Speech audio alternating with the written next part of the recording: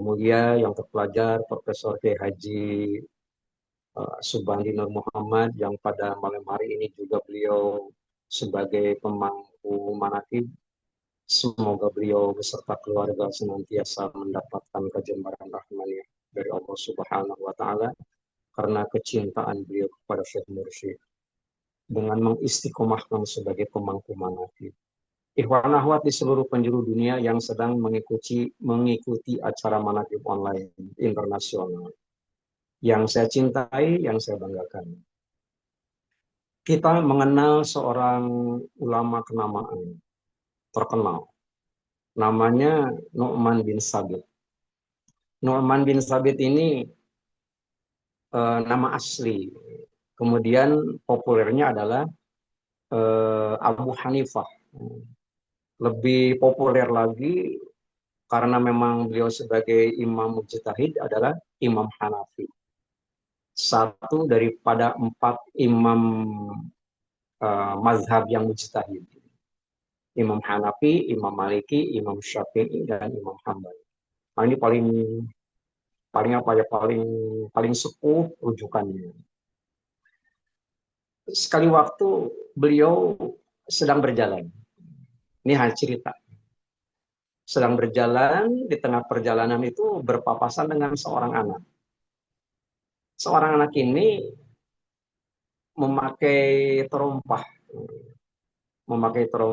sendal yang terbuat dari kayu. Dengan sangat santun, Imam Hanafi ini bilang begini kepada anak, hati-hati nak, jangan sampai terpleset. Sebab apabila terpleset, kamu jatuh dan kamu akan sakit. Anak tersebut menjawab.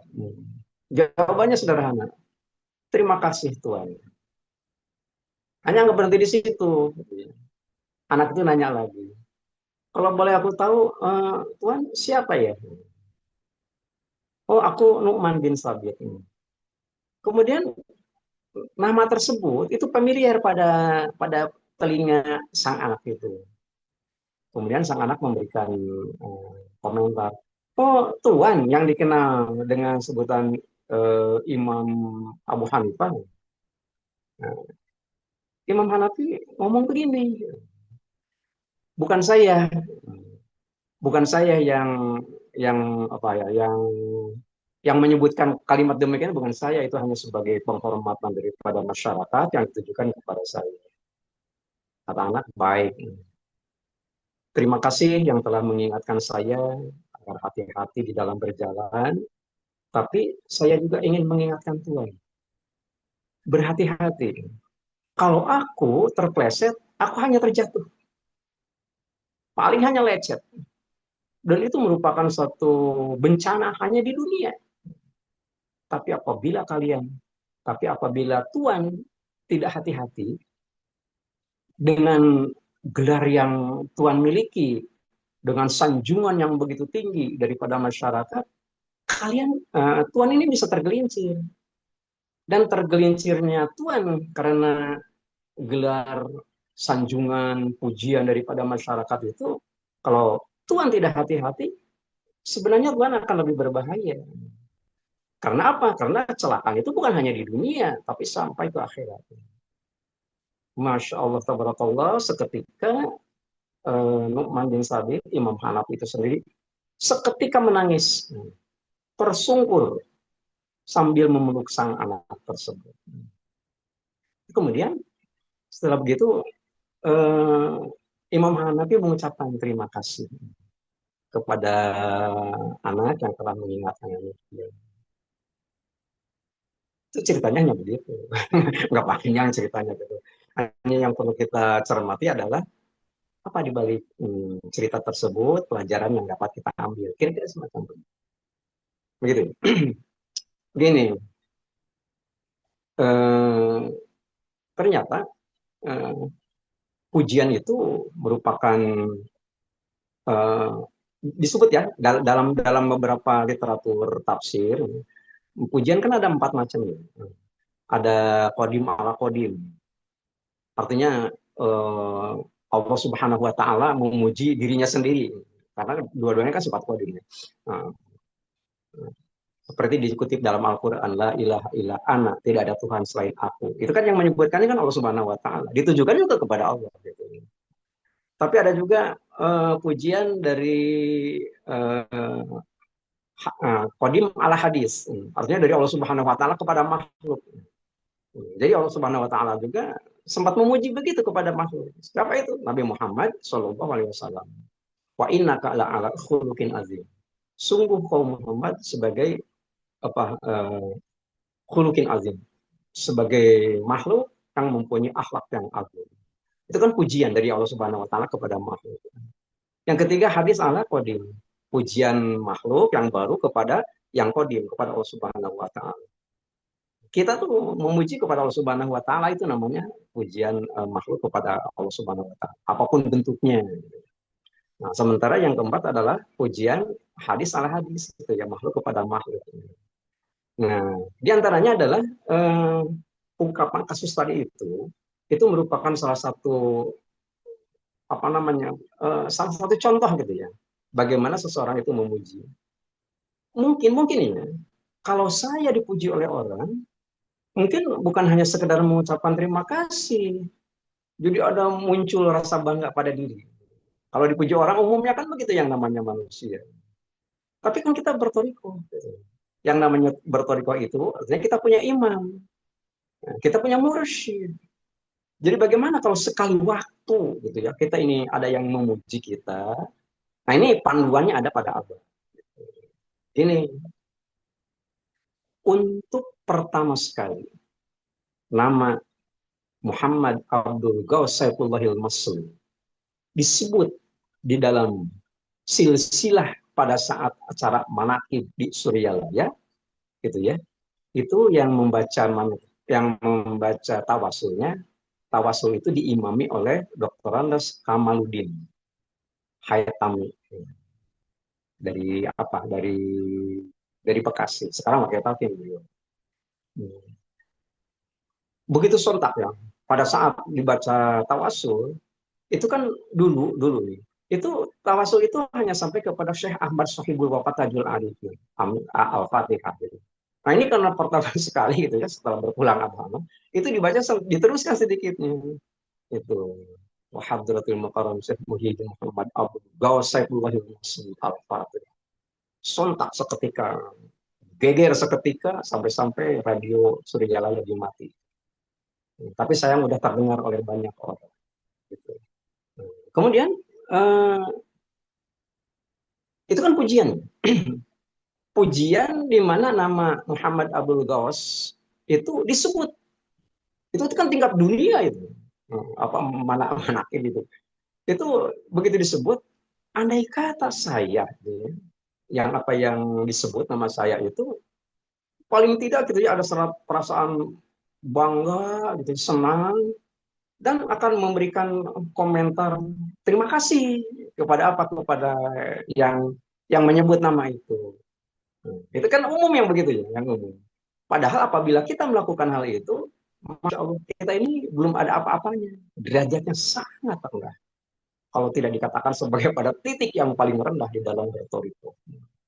Nah, kemudian pada saat Abah Awas ya, pada waktu itu menyampaikan khidmat ilmiah setelah beliau membuka salam, membuka khutbahnya dengan Assalamualaikum warahmatullahi wabarakatuh. Itu nggak ada kalimat yang disampaikan kepada beliau. Kecuali kalimatnya begini. Kalimat begini. Sejak saya menginjakkan kaki di Suryalaya, tinggi badan saya tetap 165. Maksudnya 165 cm. Tidak akan bertambah dan tidak akan berkurang. Bagi yang tidak memahami, apa hubungannya ya? Apa hubungannya ini? Ini khidmat ilmiah ini ya. Khidmat ilmiah kok ngomongin masalah tinggi badan nggak naik nggak turun. Gitu. Itu kalau yang namanya mursyid kan ucapannya kan begitu ya. Jadi tidak semudah apa yang kita bayangkan untuk menerjemahkan kalimat yang diucapkan oleh mursyid. Itu kalau diterjemahkan kira-kira begini. Sejak saya menginjakkan kaki di Suryalaya, artinya sejak bertoriko, berguru kepada guru agung Syekh Ahmad Syaibul Wafat Tajul Arifin, nggak ada pengaruhnya. Mau dipuji, nggak akan naik. Mau dihina, nggak akan turun. Artinya begitu, yang dikatakan tidak akan naik dari 165. Jadi, 165 pertama, ya memang tinggi badan beliau. Yang kedua, mungkin itu apa angkanya angka istimewa, gitu. Angka keramat ya. Bacaan zikir la ilaha illallah paling tidak gitu ya harus 165. Itu gitu nggak gampang sekali gitu. Nah itu merupakan satu panduan meskipun tidak dikatakan sebagai itu adalah pedoman. Pedoman yang tidak tertulis bagi kita bagaimana kalau ada orang menguji kita gitu ya. Jadi jangan terpengaruh sama sekali. Karena apa? Karena itu merupakan satu mata uji apabila ternyata kita tergelincir gitu ya. Senang dengan lingkungan dan sebagainya, tidak menutup kemungkinan kita pun akan berbahaya. Seperti kasus Nu'man bin Sabit tadi. Nah untuk itu apa ya kaidah-kaidah yang dicontohkan oleh pengarsa apa gitu ya itu kan sampai sekarang kan berlaku sampai kapanpun bisa berlaku. Artinya begini, apa ada yang memujinya? Banyak, banyak sekali apa yang memuji.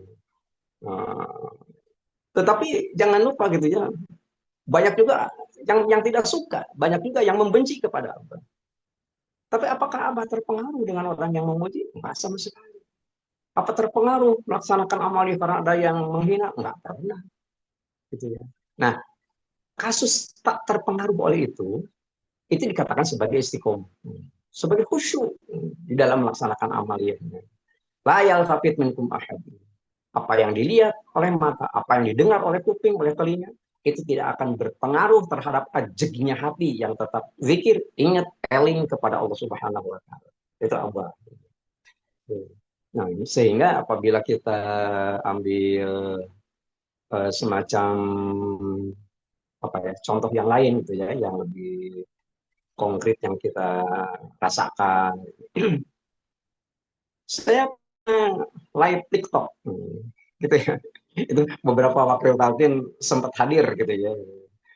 Itu biasanya yang paling sering memberikan komentar membela saya, membela ucapan saya kalau ada orang yang menyudutkan itu biasanya Tironi gitu. Tironi Asu gitu ya. Itu beliau kan masih muda, energi gitu ya, itu paling. Sebab apabila saya mengomentari masalah-masalah pertanyaan semacam begitu kan akan terganggu juga materi yang disampaikan. Hanya masalahnya ada sedikit begini. Sekali waktu ada yang bertanya. Pertanyaannya kan bukan nyeleneh, bukan itu. Pertanyaan yang sebenarnya memerlukan jawaban. Pertanyaannya sederhana. Mengapa sih kalau murid Abah Awas itu kalau sholat harus pakai peci merah putih? Dan ini mungkin bukan hanya ditujukan kepada saya. Mungkin Bapak, para ikhwan, para wakil talqin yang lain juga pernah mengalami hal yang sama. Sampai-sampai ditambahkan dikit gitu. Katanya kalau murid Abah Awas sholat tidak pakai peci merah putih, sholatnya itu tidak sah. Itu karena saya mendapat arahan daripada apa dari Kiai Amin, dari Jagat itu. Tidak semua persoalan perlu diberi penjelasan, gitu ya. Artinya tidak usah sampai detail kita memberikan penjelasan kepada orang yang bertanya, apalagi kira-kira yang sebenarnya mereka sendiri nggak ngerti, gitu. Tapi kalau hanya sekedar untuk memberikan pertimbangan sebagainya, sah-sah saja, silakan saja. Gitu. Nah, pada saat ada orang mengatakan begitu, mengapa murid Abu Hawas kalau sholat itu harus pakai peci merah putih? Yang kedua, apabila memang tidak pakai peci merah putih, sholatnya tidak sah. Kan gampang jawabannya gitu. Jawabannya hanya sederhana gitu. Saya menjawabnya begini, kakek saya umurnya 105 tahun. Saya jawab begitu. Dia kan bingung, apa hubungannya? Apa hubungannya peci merah putih dipakai sholat dengan kakek berusia 105 tahun? Saya jawab itu sangat berhubungan. Dan itu merupakan salah satu jawaban. Dan saya yakin itu jawaban yang benar. Apa maksudnya? Baru kita kasih penjelasan. Penjelasannya sederhana. Tanya aja. Tanya saja kakek yang umurnya 105 tahun. Kakek ini punya resep apa? Apa resepnya sampai usia kakek itu mencapai 105 tahun dan itu angka di atas rata-rata. Karena Rasul sendiri mengatakan, memang kan di dunia kan pernah lahir manusia yang mempunyai umur panjang. Ya. Al-Ankabut 14. Walaupun arsalna Nuhan ila qaumi falabitha fihim alfasanah ila khamsina aman. Kata Al-Qur'an. Nabi Nuh umurnya 950 tahun. Itu Al-Qur'an yang mengatakan. Nah, ini sementara Rasul mengatakan umur umatku itu rata-rata sekitar 60 an. Dalam artian sepersepuluh ya, sepersepuluh daripada eh, daripada rata-rata usia manusia pada zaman dulu. Dulu 600-an, 600 sampai 1000 tahunan. Jadi kita ini sebenarnya mempunyai kemungkinan hidup sampai 60 tahun. Tapi ada seorang namanya kakek itu sendiri umurnya 105 tahun. Ternyata di luar dugaan. Di luar dugaan, dan itu merupakan bagian daripada ajaran Toriko. Apa itu? Kalau kamu ingin berumur panjang, sangat gampang. Apa itu gampangnya? Kakek bisa 105 tahun itu karena kakek itu tidak pernah ngurusin kepentingan orang. Kakek tidak berkepentingan kalau diterjemahkan. Kakek tidak berkepentingan orang itu mau pakai peci merah putih. Itu bukan urusan kakek. Maka apabila kamu bisa memperhatikan, tidak memperhatikan urusan orang lain, kamu bisa panjang. Kalau hanya ngomongin, melihat orang pakai peci merah putih diomongin, perempuan pakai kupluk merah putih diomongin, zikir dengan suara keras diomongin, itu umur kamu bisa pendek, gitu ya. Dan fakta di lapangan begitu. Berapa banyak orang yang nggak suka kepada Abah Awas, tapi faktanya kan itu sudah berpulang terlebih dahulu. Nah, ini kan merupakan salah satu bukti gitu ya, bahwa dalam ajaran Bertoriko itu kan menggunakan mengacu kepada aturan main. Aturan main itu adalah pertama, wajib meyakini kebenaran Al-Quran. Yang kedua, wajib meyakini kemampuan Syekh Mursyid di dalam mengatasi berbagai persoalan hidup. Sampai-sampai, maaf ya, kemarin pada waktu di Bandung, saya nggak ngitung berapa kali Abah mengucapkan sumpah sampai melengking. Demi Allah, sampai begitu. Saya nggak sempat ngitung, tapi kan beberapa kali gitu. Gitu. Apa yang disampaikan oleh pengusaha Abah dengan menggunakan sumpah? Apa mursyid loh? Seorang mursyid bersumpah semacam begitu itu kan bukan masalah ecek-ecek yang ucapkan itu. Itu terkait dengan masalah sholat. Gitu. Terkait dengan masalah sholat, artinya meskipun kita sholat di depan Baitullah, mengutip Al-Quran tentu gitu ya, Al-Anfal 35. Itu nggak dihitung oleh Allah Subhanahu Wa Taala. Kecuali kita mempunyai apa yang ada di dalam hati kita sebagai zikir khofi. Itu makanya disebut sebagai ta lam kof ya nun talqin. Jadi bukan ecek-ecek ucapannya gitu. Nah untuk itu sudah barang tentu apabila ternyata memang kita mempunyai satu persoalan hidup, ternyata dalam persoalan hidup itu sendiri ingin ada semacam perubahan, bagaimana kita ingin usia dipanjangkan, tentu bukan hanya angkanya, tapi nilai daripada umur kita. Maka jangan suka terpengaruh oleh ucapan orang lain atau memikirkan ucapan-ucapan orang lain. Dan ini sudah dilatih, bukan hanya sekedar diucapkan oleh pengusaha apa, tetapi dilaksanakan. Ternyata pengusaha apa itu sendiri itu tidak pernah terpengaruh. Tinggi badan tetap 165, dipuji nggak akan menjadi 170, dan dihina tidak akan menjadi 150. Kira-kira semacam begitu. Nah, ini merupakan salah satu acuan pokok bagi kita sebagai murid yang bermursyid kepada pengusaha Abah Awas. Bukan berarti kita tidak boleh belajar kepada yang lain. Berguru silahkan kepada sebanyak-banyaknya guru yang kira-kira bermanfaat bagi kita. Tetapi bermursyid harus kepada satu orang. Nah, ini saya ingat ya kemarin pada waktu manaqib di Sirna Rasa ya. Pada waktu kuliah subuh, Kiai Amin menyampaikan begini ceritanya. Kalimatnya sederhana. Ini kan versi saya, uraian ini versi saya. Kiai Amin kira-kira ngomong begini. Kita ini murid Abah sedang diperjalankan. Sedang diperjalankan dengan menggunakan metode yang kira-kira menyulitkan kita. Dalam artian sampai-sampai diilustrasikan Wajah-wajah kita kan semuanya wajah-wajah yang sedang diperjalankan kepada kemiskinan, kepada kesulitan, gitu ya. Kan harus hati-hati. Ini adalah batu uji, batu uji. Memang di sebelah mana batu ujinya? Ini kan diperjalankan oleh mursyid, oleh pengarsa abah. Dan pengarsa abah itu harus merujuk kepada Al-Quran Al-Karim. Apakah benar ucapan Kiai Amin demikian? Sangat benar. Karena yang disampaikannya adalah eh, berdasarkan Al-Quran, meskipun beliau tidak mengutip. Gitu. Dan kalimat itu ada pada surat Ali Imran ayat yang ke-123. Sederhana kalimatnya. Laqad nasarakumullahu bibadrin wa antum azillah. Kalimatnya begitu. Sekali lagi, Ali Imran 123. Walaqad laqad nasarakumullahu bibadrin wa antum azillah. Dalam gramatika bahasa Arab, apabila ada kalimat qad gitu ya, apalagi ini laqad pakai lam takkid lagi. Itu digabungkan dengan kata kerja bentuk lampau, kalimat ilmadi. Itu yakin pasti. Artinya laqad nasarakumullah. Sungguh pasti pertolongan Allah itu datang.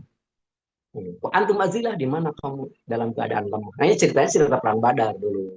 Perang Badar dalam artian tidak tidak sebanding ya antara jumlah umat Islam berhadapan dengan orang kafir yang akan berperang. Artinya 300-an berbanding 1.000 kan nggak sebanding. Itu kan berarti lemah. Tapi begitu Allah mengatakan lakon nasarakumullah wa antum azil. Dengan bahasa yang lebih sederhana lagi, pertolongan Allah Subhanahu wa taala itu pasti datang sepanjang hati kita tetap istiqomah. Bermursyid kepada Syekh Mursyid, wa antum azilah dalam kondisi sampai-sampai harus wajib meyakini bahwa pertolongan itu sendiri bakal datang pada injuri tangan. Saat akal sudah mengatakan mustahil pertolongan itu. Sepanjang kita ini hati tidak berselingkuh kepada selain pengarsa abah di dalam bermursyid berkorifat. Kalimat-kalimat semacam begitu sangat penting, bukan hanya sebagai pengetahuan, tapi juga sebagai pedoman bagi kita untuk dijadikan acuan hidup. Itu saja yang sempat saya sampaikan, meskipun tidak terlampau sistematis, mudah-mudahan bermanfaat bagi kita. Paling tidak kita tahu apa yang harus kita lakukan dan apa yang harus tidak kita lakukan agar hari ini bisa lebih baik daripada kemarin. Kurang lebihnya mohon maaf. Mengambil doa paten pengarsa abah. Allah berkahi semuanya. Allah berkahi segalanya. Allah berkahi selamanya. Dengan keromah pengarsa abah Al-Fatihah. A'udzubillahi minasyaitonirrajim. Bismillahirrahmanirrahim. Alhamdulillahirabbil alamin arrahmanir rahim maliki yaumiddin. Iyyaka na'budu wa iyyaka nasta'in ihdinas siratal mustaqim. Siratal ladzina an'amta 'alaihim ghairil maghdubi 'alaihim waladdallin. Sekian kurang lebihnya mohon maaf.